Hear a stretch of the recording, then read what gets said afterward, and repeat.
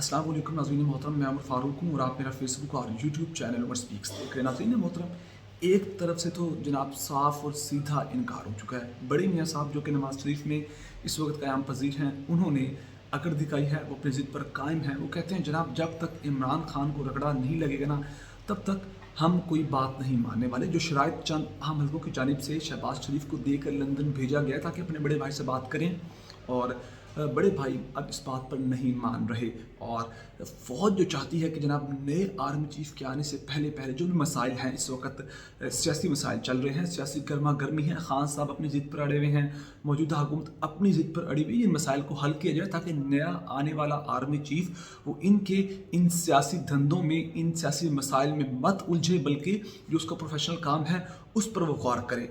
तो नए army chief के आने से पहले पहले तक इनके मसाइल को जो इस्टेब्लिशमेंट है वो सुलझाना चाहती है। लेकिन एक तरफ खान साहब अपनी बात पर अड़े हुए हैं कि जनाब इलेक्शन की जब तक तारीख नहीं दी जाती तो मैं अपनी जगह से टस से मस नहीं होऊंगा।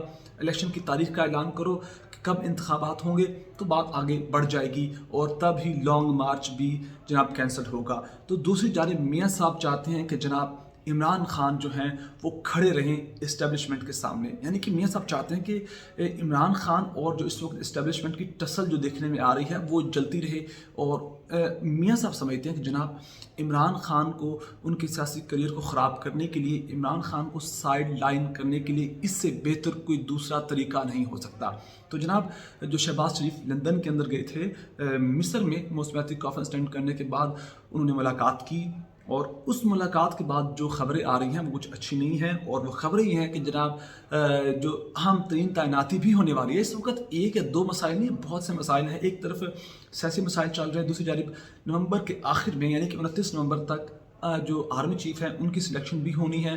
तो जनाब उस पर भी मियाँ नवाज शरीफ अड़ गए हैं। वो कहते हैं कि हमने कोई किसी किस्म का दबाव बर्दाश्त नहीं करना, डरे हुए हैं अंदर से ये लोग भी, क्योंकि जब इमरान खान की हुकूमत ख़त्म की गई और PDM की हुकूमत आई, उस वक्त भी एक जो मौजूदा हुकूमत के बहुत अहम तरीन वज़रा ने कहा था कि जनाब खान साहब अभी भी उनके लाडले हैं। और शायद अभी भी इनको यही लगता है और नून लीग को यही डर है कि जनाब शायद खान साहब अभी भी लाडले हैं, इसलिए खान साहब की बात मानी जा रही है। क्योंकि खान साहब ने कहा है कि इलेक्शन की तारीख दो, और जो सारी जो बॉल है वो इस वक्त नून लीग यानी कि PDM की मौजूदा हुकूमत की कोर्ट के अंदर है। क्योंकि खान साहब इस वक्त, बड़ी बात यह है कि खान साहब के साथ इस वक्त अवाम की ताकत है, अवाम का दबाव, प्रेशर है इस वक्त इस्टेब्लिशमेंट पे भी। तो लिहाजा इस वक्त जो पलड़ा किसका बारी है, खान साहब का है। दूसरी जानिब नवाज शरीफ कहते हैं झुकना तो जनाब हमने भी नहीं है। आप हमसे बात करते हैं कि कहा गया है कि जनाब फैसला किया गया पहले कि दो ऑप्शन हो सकती हैं, या तो इमरान खान को रगड़ा लगाया जाए ठीक ठाक और साइड भी किया जाए, -1 फार्मूले पर अमल दरामद किया जाए, या फिर खान साहब को निज़ाम में लाया जाए।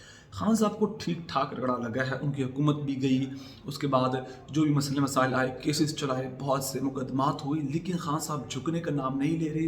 बड़ी बात, जो बड़ी सपोर्ट यह है कि खान साहब के साथ अवामी सपोर्ट है। लिहाजा इस वक्त जो फंसती नज़र आ रही है वो ये मौजूदा हुकूमत ही है। और खान साहब ने भी कहा जनाब प्रेशर तो मैं भी कबूल नहीं करूँगा। और नून लीग को मसले हैं, बहुत से मसाइल हैं खान साहब के साथ, और इस वक्त जो उनकी परफॉर्मेंस है वो भी कुछ ख़ास नहीं है। और यहाँ आपको मैं बताता चलूँ कि जो वज़ीर आज़म के चंद हलकों की तरफ से दिए गए चंद ऑप्शंस लेकर जो लंदन गए थे, उन पर सीधा कांटा लगा दिया है नवाज शरीफ ने और सिंपल नो कह दिया है। अब दूसरी खबर आपको देता चलूँ, मेरे से दूसरी खबर लें, वो ये है कि जनाब आरिफ हमीद भट्टी ने एक TV पर प्रोग्राम के दौरान कहा है कि जनाब खान साहब से रब्ते किए गए हैं, लेकिन कुछ ये भी इतलात है कि खान साहब रब्ते कर रहे हैं इस्टेब्लिशमेंट के साथ। तो मुझे खान साहब के इस्टेब्लिशमेंट के रब्तों की जो खबर है वो समझ में नहीं आती, क्योंकि अगर उन्हें रब्ता करना हो तो लॉन्ग मार्च ना करते।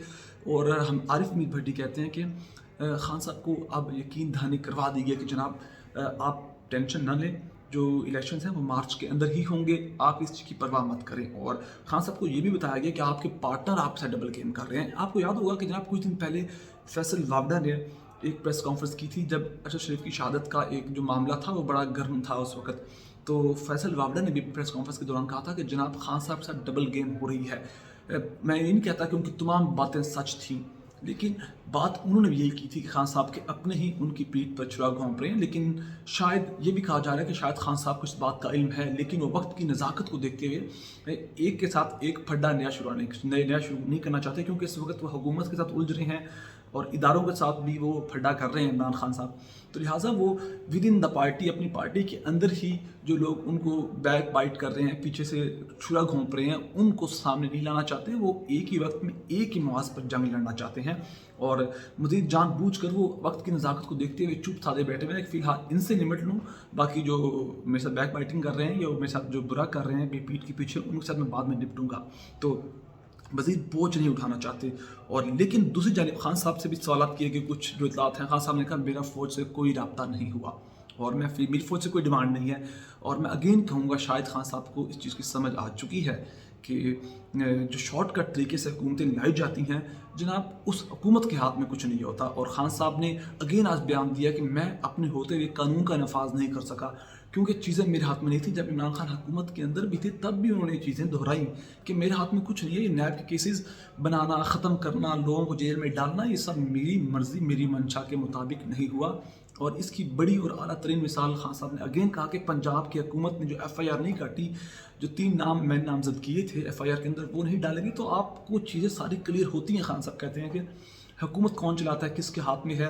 تو لہٰذا عمران خان اب یہ چیز سمجھ چکے ہیں کہ مجھے شارٹ کٹ طریقے سے نہیں آنا, مجھے کسی کی مدد لے کر نہیں آنا, مجھے کسی کے ہاتھوں پر بیٹھ کر حکومت یا کرسی وزیر اعظم کی نہیں چاہیے. وہ کہتے ہیں, وہ سمجھتے ہیں کہ مجھے عوام کی طاقت سے ہی آنا ہے اگر اس وزیر اعظم ہاؤس میں آنا ہے. اور یہی ایک حل ہے کہ عمران خان کے پاس پاور ہوگی کھلم کھلا اور صاف اور سیدھے فیصلے لینے کی. اور یہاں آپ کو بتاتا چلوں کہ آرمی چیف کا جو تقرری ہے اس پر وزیر اعظم کسی بھی دباؤ کو قبول نہیں کریں گے.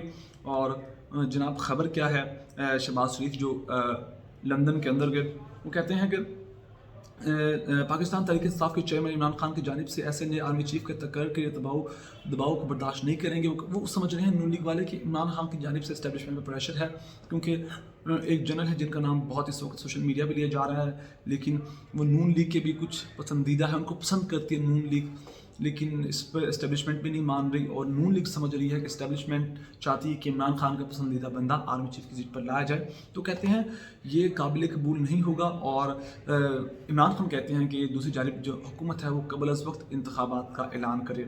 اور بات یہ ہے کہ ذرائع بتاتے ہیں کہ جناب وزیر اعظم شہباز شریف تیزی سے بدلتے ہوئے سیاسی منظرنامے کے تناظر میں اپنے بڑے بھائی کے سامنے مبینہ طور پر کچھ حلقوں کی جانب سے پیش کیے گئے آپشنز کو رکھنے کے لیے لندن گئے. اور دونوں بھائیوں نے عمران خان کے فوری انتخابات کے مطالبے کو تسلیم نہ کرنے پر اتفاق کیا. وہ کہتے ہیں کہ یہ تو ہو ہی نہیں سکتا, کیونکہ اس حالات میں اگر یہ حکومت چھوڑتے ہیں تو جناب ان کی پرفارمنس کیا ہے, انہوں نے اکانومی کے ساتھ کیا حال کیا ہے, یہ بہت بری طرح گریں گے. لہٰذا اب یہ پھنس چکے ہیں, آگے کنواں ہے پیچھے کھائی ہے, نہ آگے جا سکتے ہیں نہ پیچھے جا سکتے ہیں. ایک ہڈی ہے جو گلے پھنس چکے ہیں, اس کو نکل بھی نہیں سکتے اور باہر بھی نہیں نکال سکتے. اور جب یہ ملاقات ہوئی لندن کے اندر, اس وقت نواز شریف کے بچے مریم نواز, حسن نواز, حسین نواز بھی موجود تھے. اور وزیر اعظم شہباز شریف نے نواز شریف کو بتایا کہ پی ڈی ایم یعنی کہ جو تمام جماعتیں اس وقت حکومت میں موجود ہیں وہ آرمی چیف کے تقرر اور موجودہ حکومت کی مدت اگست 2023 تک مکمل کرنے کے وزیر اعظم کے اختیارات پر ایک سطح پر ہیں. یعنی کہ ان کو لے کر ڈوبیں گی تو صرف پی ڈی ایم کی جماعتیں لے کر ڈوبیں گی. اور حیران کن بات یہ ہے کہ اس وقت کسی بھی آصف زرداری, فضل الرحمان, ان کی جانب سے کوئی کسی قسم کا بیان نہیں آ رہا. جو بھی تیر سینے پہ کھا رہی ہے وہ نون لیگ ہے, نقصان صرف نون لیگ کا ہو رہا ہے. اور مسلم لیگ نون کے اندرونی ذرائع نے کہا ہے کہ اتحادی حکومت پر آرمی چیف کے تقرر اور نئے انتخابات کے معاملے پر کچھ حلقوں کی جانب سے کچھ دباؤ تھا. انہوں نے کہا کہ اسی دباؤ کے پیش نظر شہباز شریف نے پارٹی قائد سے رابطہ کیا اور وہ فیصلہ کریں کہ مطالبات مانے جائیں یا نہ مانے جائیں. اور وزیر اعظم 2 روز قبل مصر سے واپسی پر اپنے بڑے بھائی اور پارٹی قائد سے نئے آرمی چیف کے تقرر پر حتمی بات چیت کرنے کے لیے لندن پہنچے, اور جو خود 3 سال سے اس وقت لندن میں مقیم ہے. اور آپ کو بتاتا چلوں کہ یہ 6 ماہ کے اندر چوتھا دورہ ہے شہباز شریف کا لندن کے اندر. تو ناظرین محترم, یہی تمام تفصیلات تھی. عمران خان کے لیے رستے کھلتے نظر آ رہے ہیں, جبکہ اس حکومت کے لیے مجبوریاں اور مسائل بڑھتے نظر آ رہے ہیں. ایک ٹسل ہے اسٹیبلشمنٹ کے دوران اور اس وقت موجودہ حکومت کے دوران, وہ بھی سلجھتی نظر نہیں آ رہی. تو مجھے اجازت دیجیے گا, اپنا بہت سارا خیال رکھے گا. اللہ نگہبان.